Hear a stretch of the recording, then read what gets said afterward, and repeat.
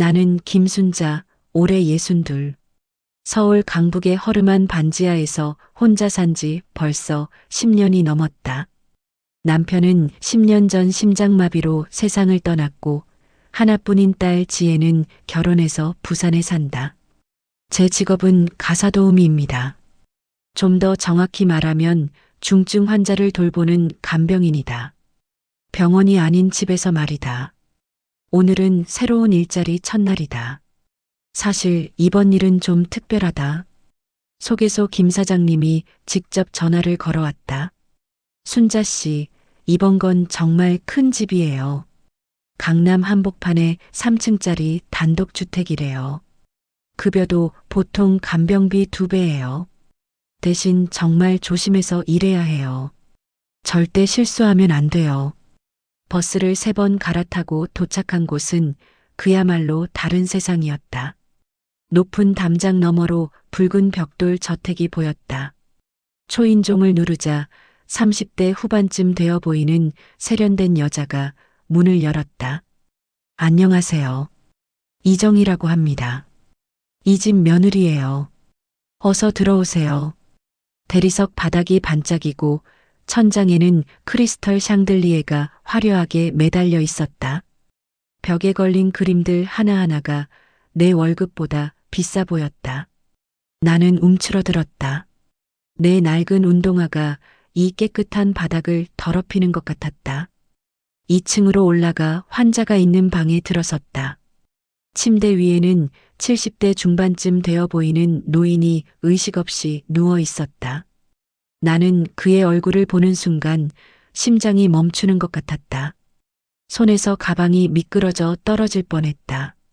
아니, 이럴 수가. 이 얼굴, 이 사람은 괜찮으세요? 며느리 정혜 씨가 걱정스럽게 물었다. 나는 황급히 고개를 끄덕였다. 네, 괜찮아요. 긴장해서 그래요. 하지만 내 머릿속은 혼란스러웠다. 이 사람은 나를 버린 아버지를 너무나 닮았다. 아니, 닮은 정도가 아니다. 코 모양, 귀의 생김새, 심지어 숨쉬는 모습까지. 정혜 씨가 설명을 시작했다. 시아버님이 뇌졸중으로 쓰러지신 지 1달 됐어요. 의식은 없으시고요. 2시간마다 체위 변경해 주시고 이 특수 영양수액은 12시간마다 꼭 교체해 주세요. 정말 중요해요. 나는 대답은 했지만 환자의 얼굴에서 눈을 뗄 수가 없었다. 40년 전 그날이 떠올랐다. 내가 20살이었던 그해 겨울, 아버지는 나를 고아원 앞에 두고 사라졌다. 순자야, 여기서 잠깐만 기다려. 아빠가 금방 올게. 그게 마지막이었다. 아버지는 돌아오지 않았다. 그날 밤 나는 환자의 체위를 바꿔드리면서 결심했다. 확인해야 한다. 내 아버지가 맞는지. 어린 시절 우리 집에 큰 불이 났었다. 그때 아버지가 나를 구하려다 왼쪽 종아리에 큰 화상을 입었다. 손바닥만 한 붉은 흉터가 평생 남았었다. 떨리는 손으로 환자의 바지를 조심스럽게 걷어 올렸다. 왼쪽 종아리, 거기에 있었다. 똑같은 위치에 똑같은 크기의 화상 흉터가. 나는 그 자리에서 무너졌다. 아버지, 눈물이 쏟아졌다. 40년 만에. 바로 그때 방문이 열렸다. 정혜 씨가 놀란 얼굴로 들어왔다. 지금 뭐 하시는 거예요? 나는 당황해서 벌떡 일어났다. 어떻게 설명해야 하지? 정혜 씨의 눈빛이 차갑게 변했다. 곧 남편 이준석 씨도 뛰어들어왔다. 가정부 박영숙 씨도 뒤따라 들어왔다. 나는 더 이상 숨길 수 없었다. 죄송합니다. 사실 회장님이 제 아버지 같아서요. 정적이 흘렀다. 준석 씨가 먼저 입을 열었다. 아버지라니. 무슨 말씀이세요? 나는 떨리는 목소리로 어린 시절 이야기를 했다. 고아원 앞에서의 이별 화상 흉터까지. 준석 씨는 놀랍게도 나를 의심하지 않았다. 순자 씨 마음은 이해합니다. 정말 많이 닮으셨어요. 우리도 처음 봤을 때 깜짝 놀랐어요. 하지만 그는 잠시 망설이다 말했다. 이런 경우에는 DNA 검사를 해보는 게 가장 확실하죠. 우리 회사 연계병원에서 빠르게 해드릴 수 있어요. 이틀 후 결과가 나왔다. 준석 씨가 심각한 표정으로 결과지를 건넸다. 정말 안타깝지만 친부 관계가 아니라고 나왔습니다. 세상이 무너졌다. 나는 결과지를 받아들고 한참을 멍하니 앉아 있었다. 제가 정말 바보였네요. 죄송합니다. 그런데 정혜 씨와 준석 씨는 예상외로 따뜻했다. 괜찮아요, 순자 씨. 충분히 그럴 수 있어요. 그리고 우리가 말했잖아요. 결과가 어떻게 나와도 이제 우리는 가족이에요. 나는 그들의 배려에 감동받았다. 실망스러웠지만 이렇게 좋은 사람들을 만난 것만으로도 감사했다. 그날 밤 나는 혼자 회장님을 돌보며 다짐했다. 최선을 다하자. 이분들의 배려에 보답하자. 하지만 그때는 몰랐다. 이 모든 것이 치밀한 계획이었다는 것을. 다음 날 오후 뒷마당에서 빨래를 널다가 쪽지 하나를 발견했다. 내일 오후 3시 사모님 외출 시 뒷마당 빨래터로 오세요. 중요한 이야기가 있습니다. 필체로 보아 가정부 영숙 씨가 쓴 것 같았다. 무슨 일이지? 다음 날 3시 나는 뒷마당으로 나갔다. 영숙 씨가 빨래를 널고 있었다. 이리 와서 도와주세요. 나는 그녀 옆에 서서 함께 빨래를 널기 시작했다. 영숙 씨가 낮은 목소리로 말했다. 이 집 곳곳에 CCTV가 있어요. 그러니 저를 쳐다보지 말고 자연스럽게 빨래만 널으세요. 내 심장이 빨리 뛰기 시작했다. 순자 씨가 회장님께 투여하는 그 수액. 독이 들어 있어요. 손이 멈췄다. 뭐라고요? 조용히 하세요. 며느리와 아들은 회장님이 빨리 돌아가시길 원해요. 재산 때문에요. 그래서 간병인을 고용해서 독수액을 주입하게 한 거예요. 나는 온몸이 얼어붙었다.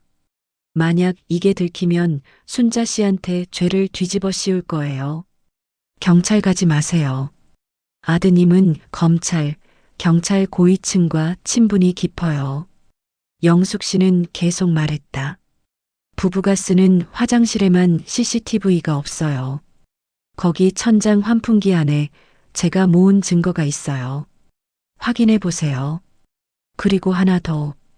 영숙 씨가 더욱 조심스럽게 말했다. 그 DNA 검사 조작됐을 가능성이 높아요. 회장님 머리카락을 미리 확보해 두세요. 나중에 다시 검사해 보세요. 그날 저녁 유리 씨가 잠깐 외출한 사이 나는 부부 화장실에 들어갔다. 변기를 밟고 올라가 환풍기를 열었다. 비닐에 쌓인 꾸러미가 있었다. 안에는 녹음기와 사진들이 들어 있었다. 녹음기를 켰다. 여보, 아버님, 독수액 얼마나 더 필요해? 정혜 씨 목소리였다. 2달 정도면 증거 없이 죽일 수 있대. 조금만 더 기다려. 준석 씨의 대답이었다. 사진들은 정혜 씨가 수액에 무언가를 넣는 장면들이었다. 나는 분노로 몸이 떨렸다. 내가 살인자가 될 뻔했구나. 바로 그때 현관문 열리는 소리가 들렸다. 유리 씨가 돌아온 것이다. 나는 급히 증거를 다시 환풍기에 넣고 화장실을 나왔다. 그런데 정혜 씨와 마주쳤다.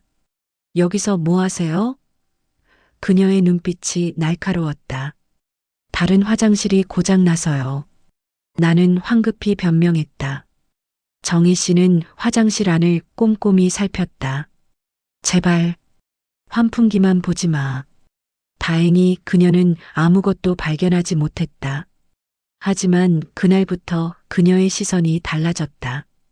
그날 밤 영숙 씨의 지시대로 나는 수액을 바꿨다. CCTV 사각지대에서 독수액 대신 일반 수액으로 교체하고 독수액은 침대 밑으로 밀어 넣었다. 동시에 회장님의 머리카락 몇 가닥을 조심스럽게 뽑았다.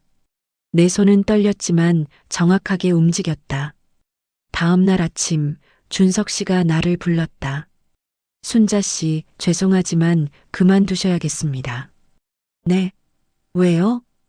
어제 저희 화장실을 사용하셨죠? 처음 계약할 때 사적 공간을 침범하지 말라고 했습니다.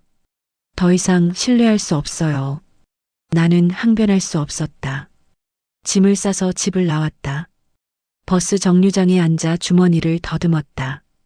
회장님의 머리카락이 든 작은 봉투가 만져졌다. 그래, 아직 희망은 있어. 나는 곧장 병원으로 향했다. DNA 친자 검사 의뢰하고 싶습니다. 최대한 빠르게 부탁드립니다. 이틀 후 결과를 받으러 병원에 갔다. 손이 떨려서 봉투를 여는데도 한참이 걸렸다. 결과지를 펼쳤다. 침부 확률 99.9%. 내 예상은 맞았다. 회장님은 내 아버지였다. 눈물이 쏟아졌다. 하지만 이제 어떡하지? 어떻게 아버지를 구하지? 순간 결심이 섰다. 직접 가야 한다. 진실을 밝혀야 한다. 저녁 8시 나는 다시 그 저택 앞에 섰다. 초인종을 눌렀다. 영숙 씨가 문을 열었다. 순자 씨, 왜? 지금 당장 준석 씨와 정혜 씨를 만나야 해요. 거실에서 저녁을 먹던 부부는 나를 보고 깜짝 놀랐다. 무슨 일로 다시 오신 거죠? 나는 소파에 당당하게 앉았다. 마치 이 집의 주인처럼. DNA 검사 결과를 조작했죠? 준석 씨의 얼굴이 굳었다. 내가 다시 병원에 맡긴 결과 회장님은 내 아버지로 밝혀졌어요. 잠시 침묵이 흘렀다. 그때 준석 씨의 표정이 완전히 바뀌었다. 온화하던 얼굴이 차갑게 일그러졌다. 그래서 뭐? 너는 우리 집안의 가족이 될 수 없어. 너 같은 게 어딜 감히. 그는 존댓말을 완전히 버렸다. DNA 조작? 맞아. 내가 했어. 그리고 있잖아. 그가 내게 다가와 속삭였다. 사람 하나 죽이는 것도 일도 아니야. 그는 휴대폰을 꺼내 전화를 걸었다. 나야. 사람 처리 좀 해야겠어. 여자 3명. 30분 안에 와. 새로 고용된 간병인이 벌벌 떨기 시작했다. 제발. 저는 아무것도 몰라요. 영숙 씨도 창백한 얼굴로 서 있었다. 하지만 나는 침착했다. 오히려 준석 씨를 똑바로 바라보며 말했다. 이 쓰레기 같은 놈. 너 같은 건 세상에 없어져야 해.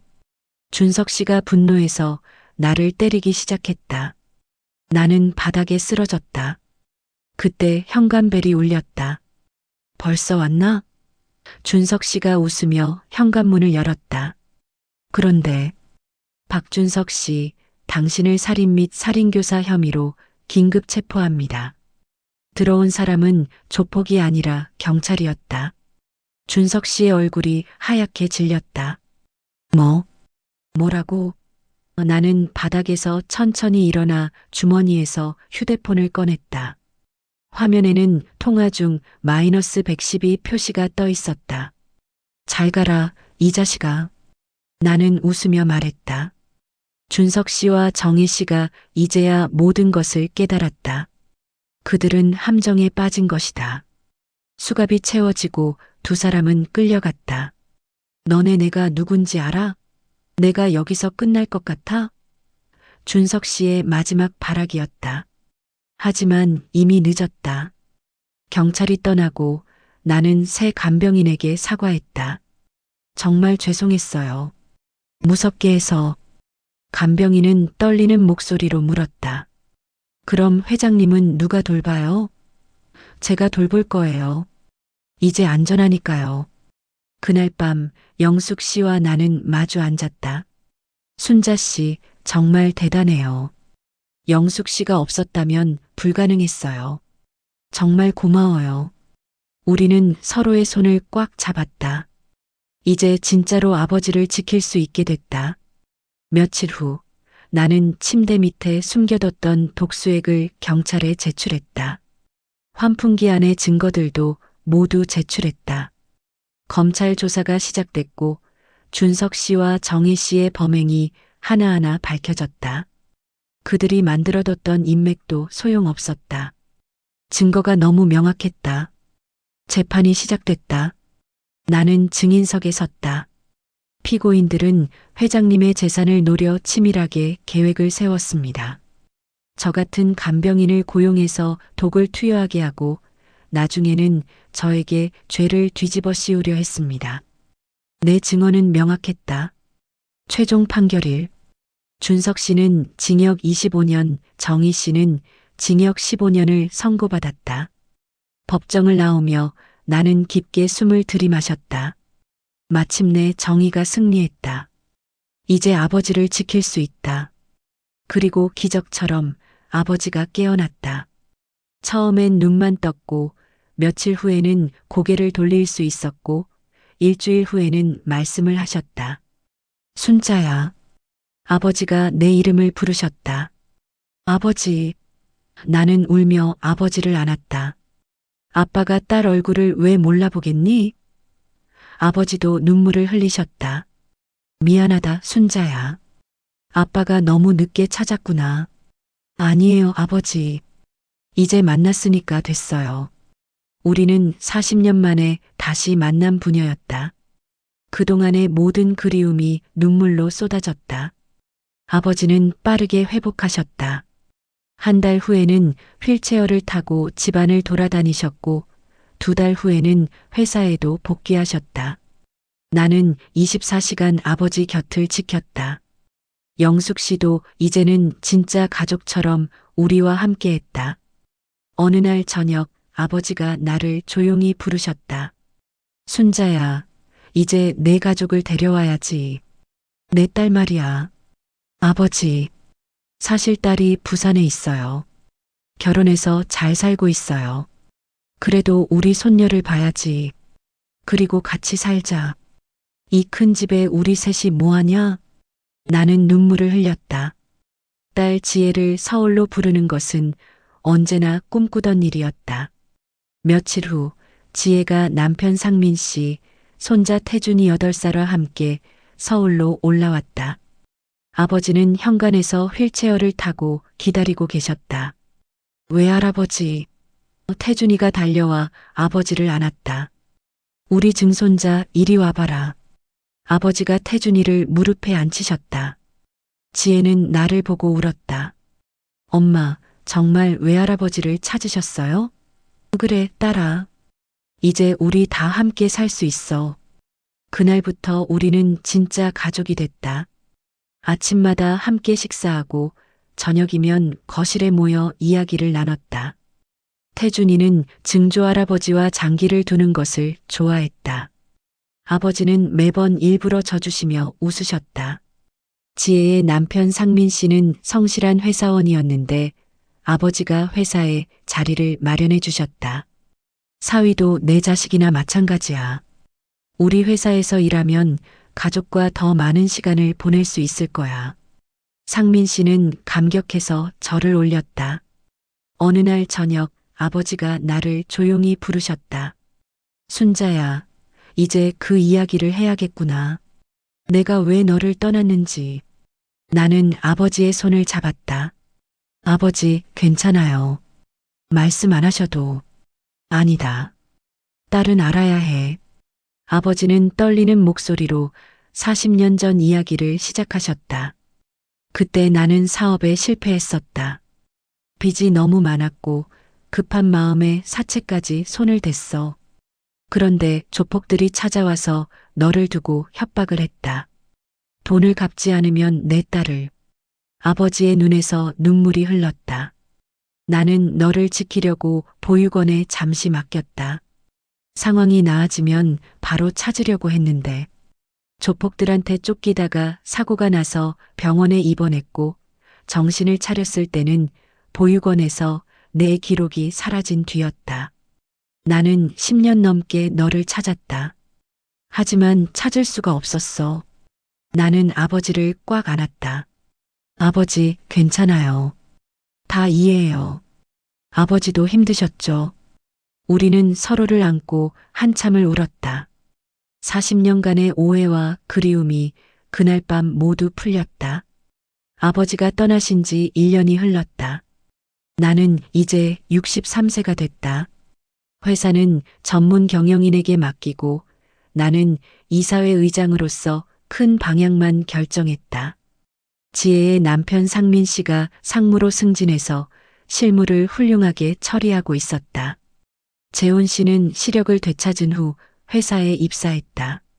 아버지의 눈으로 세상을 보는 그는 놀라운 통찰력을 보여줬다. 경영기획팀 차장으로 일하며 회사 발전에 크게 기여했다. 이모님, 제가 이렇게 일할 수 있는 건 모두 회장님 덕분이에요. 매일 감사하며 살고 있어요. 영숙 씨는 이제 더 이상 일하지 않았다. 아버지께서 남겨주신 재산으로 여유롭게 살고 있었다. 하지만 그녀는 여전히 우리 집에 자주 와서 함께 시간을 보냈다. 순자야, 우리 진짜 가족이 됐네.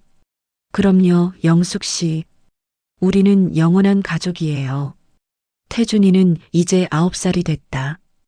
영특한 아이로 자라서 증조할아버지 이야기를 들을 때면 눈을 반짝였다. 할머니, 증조할아버지는 정말 영웅이셨어요. 나도 커서 증조할아버지처럼 멋진 사람이 될 거예요. 그 말을 들을 때마다 나는 아버지가 살아계신 것 같았다. 어느 봄날 우리 가족은 모두 함께 아버지 묘소를 찾았다. 지혜, 상민 씨, 태준이, 재훈 씨, 영숙 씨, 그리고 나. 우리는 아버지 묘비 앞에 꽃을 놓고 절을 올렸다. 아버지, 잘 지내셨죠? 내가 먼저 말했다. 저희 모두 건강하고 행복하게 잘 지내고 있어요.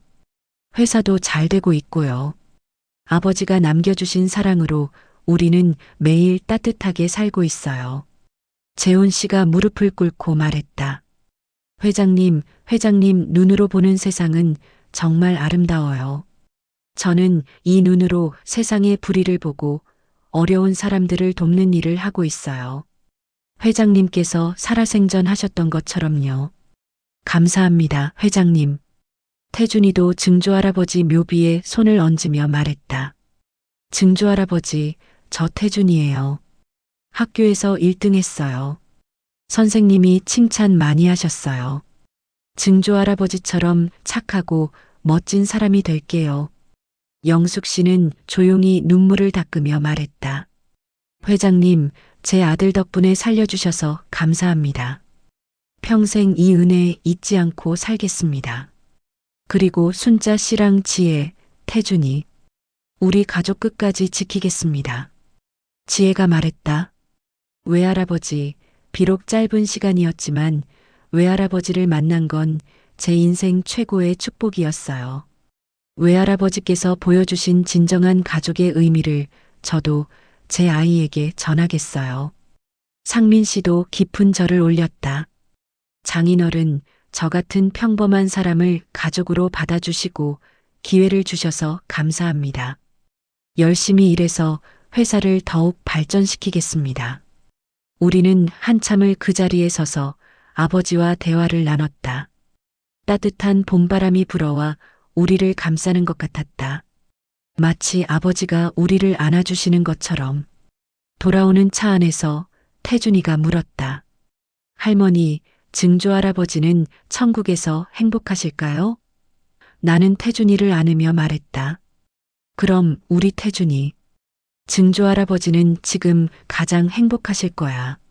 사랑하는 가족들이 모두 행복하게 살고 있으니까.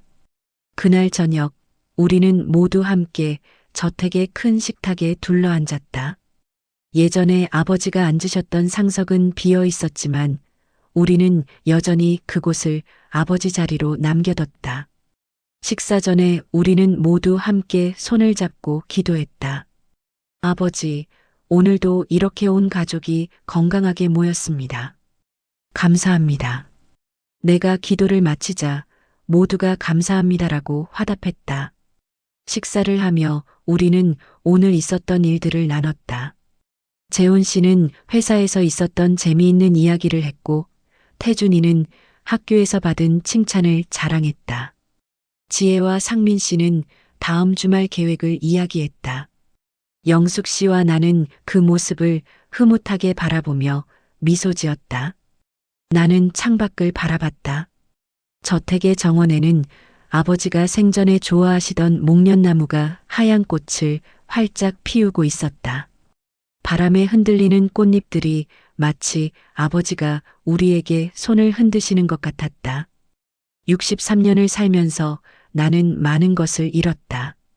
어린 시절 아버지를, 젊은 시절 남편을, 수많은 세월을 가난과 고독 속에서 보냈다. 하지만 결국 나는 모든 것을 되찾았다. 아버지를, 가족을, 그리고 사랑을. 때로는 인생이 너무 가혹하다고 느껴질 때가 있다. 하지만 포기하지 않고 끝까지 버티면 언젠가는 기적이 찾아온다. 나의 기적은 62세에 찾아왔다. 늦었지만 그래도 찾아왔다. 이제 나는 남은 인생을 이 가족들과 함께 행복하게 살 것이다. 아버지께서 남겨주신 사랑을, 영숙 씨가 보여준 용기를, 재훈 씨가 보여주는 감사를, 지혜와 상민 씨가 보여주는 효심을, 태준이가 보여주는 희망을 가슴에 품고, 그리고 언젠가 나도 이 세상을 떠날 때 아버지처럼 사랑하는 사람들에게 무언가를 남겨주고 싶다.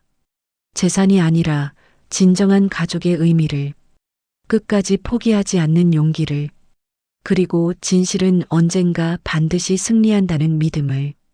식사를 마치고 우리는 거실로 옮겨가 함께 TV를 봤다. 태준이는 내 무릎에 앉아 졸고 있었고, 지혜는 내 어깨에 기대 있었다. 영숙 씨와 재훈 씨는 소파에서 조용히 차를 마시고 있었다. 나는 이 순간을 영원히 기억하고 싶었다. 평범하지만 완벽한 이 순간을. 63년을 살아오며 가장 행복한 이 순간을. 아버지 사랑해요. 그리고 감사해요. 나는 마음속으로 아버지께 말했다. 천장의 조명이 따뜻하게 우리를 비추고 있었다. 마치 아버지의 눈빛처럼.